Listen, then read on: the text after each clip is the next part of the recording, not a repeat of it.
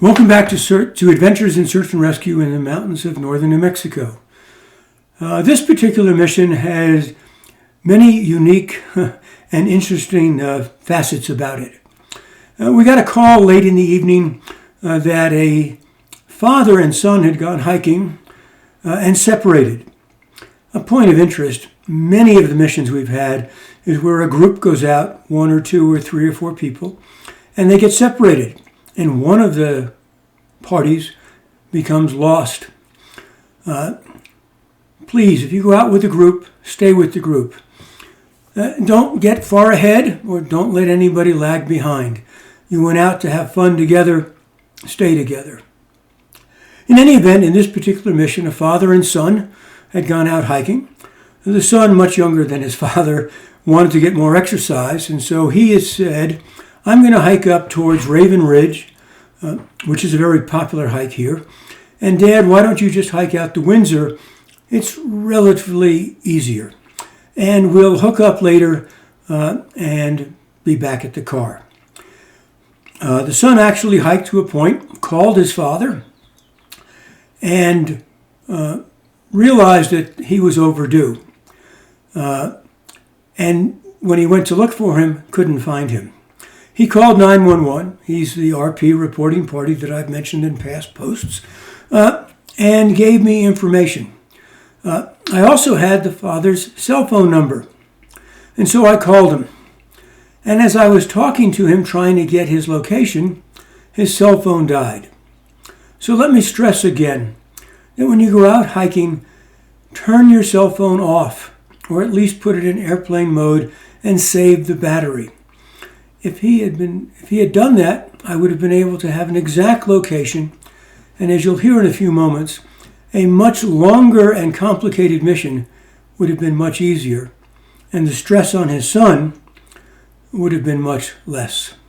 In any event, his phone died. I had a general idea of where he was, and so I dispatched a team from Santa Fe Search and Rescue to hike up that location. It was the intersection of the Windsor and the 160 trailhead. The 160 from that point on the Windsor goes down through La Vega. That stands for the meadow in Spanish. And then if you continue to take it, you get down to where there was a significant fire and flash floods, and it becomes an extremely difficult trail to hike on. Our father was 80-some years old, and it would be unlikely that he would have gone that far. However, unlikely is typically a key word for that's where the subject went. In any event, as the team got out to that intersection, they reported to me that they had found footprints in the snow. I asked them what size they were, and my experienced team leader told me they looked to be a size 11 or 12.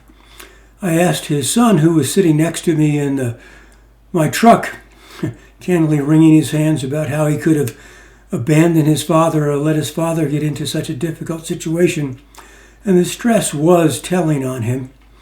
My team leader reported, as I said, they were a size 11 or 12. I asked the son what size he thought his father's shoe size was, because his father was about 5'6" or 5'7", and he said maybe 9.5. I reported that back to the team leader, whose assignment had been to get to that intersection and then follow on through up to Puerto Nambe. And I indicated to the team leader that maybe the footprints were too big for the subject. He came back to me, the team leader that is, and told me that these were fresh footprints and he would like permission to follow them. Keep in mind the team leader is the eyes and ears for the IC in the field. And though I know these trails extremely well, as did the other members of my incident management team, the team leader had the on-site current information. And so I authorized the permission for them to hike down the 160. And that becomes an extremely difficult trail. It's not too bad down through La Vega, but past La Vega it is a steep decline down to the Rio Nambe, and across that, it really becomes rugged. In any event, off they went. And several hours later, and many miles through difficult brush, they actually, doing a sound sweep, came across our subject, who had made remarkable progress in a very difficult trail and had taken time out when it got too difficult for him to go to sleep under some logs. And as he put it, as he saw their headlights approaching him, he knew that there were angels in the forest coming to rescue him. Now, they decided to backtrack and come out.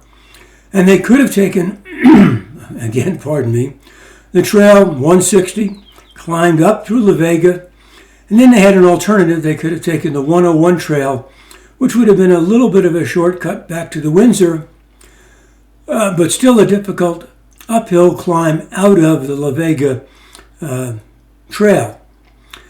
Instead, they reported in that they wanted to hike back and take a different trail and come out at Aspen Vista Ranch, which I authorized because that's what they wanted to do, and far be it from me to tell them to take a more difficult trail. The trail they were going to come back on intersected the Borrego, which is a little bit different than the Borrego-Bear Waller Loop trail previously mentioned on another post. And so that brought them down to the Aspen Ranch. Now, there was the possibility of having four-wheel drives meet them there and ferry everybody out. We had called for four-wheel drives to come out the next morning, but because they were going to be there, my operations and plan section chief suggested that we speed up the call out for the four-wheel drive vehicles. And so we called out to the ORDM, the ordering manager, to ask for as many four-wheel drive vehicles as possible to report to Incident Base immediately. We had a phenomenal turnout, and they were able to drive down Forest Road 102, also called Pacheco Canyon Road, and through a series of offshoot forest roads, drive up to where the team was coming in, and then ferry everybody out. Four-wheel drives were necessary because these roads are not maintained, and you need high clearance and four-wheel drive to get there. As a side note, remember I mentioned separating. The son who sat next to me was in distress all evening, as much as I tried to comfort him that we would find his dad. There was a great weight off his shoulders when we did, and we brought him out. They were extremely grateful to the team for the rescue, made a very nice contribution to the teams that were involved, and it was more than just Santa Fe Search and Rescue. There were other local teams involved in searching as well. 2 points that I want to reiterate. Please, when you go out with the group, stay with the group. As you'll hear in subsequent posts, many of the missions are, well, I went ahead to secure a campsite, or I was faster than they were, or I was slower than they were, and the mission spools up. The other one is a reminder on cell phones. In most places in the forest, you don't have cell service. And unless you have an app on your phone, such as Gaia, and you can learn how to use it by downloading the videos from it, the cell phone is virtually useless to you in the forest. And if you turn it off and save the battery life, and you do become disorientated or lost, you may be able to make a 911 call. But no one will be able to call you. But on that 911 call, if you have battery life, you may be able to use the Compass app on your phone to give your location. And though you may not understand the numbers below, and sometimes dispatch doesn't either, we as incident commanders and people that work at Incident Base do. So whether it's latitude, longitude, minutes, degrees, seconds, or UTM, or some other, we have the basis to record those, plot them on a map, and find out where you are. In any event, this mission turned out well. Father and son were united, and they had an eventful hike to tell at Thanksgiving and party dinners thereafter. Till the next time, thank you.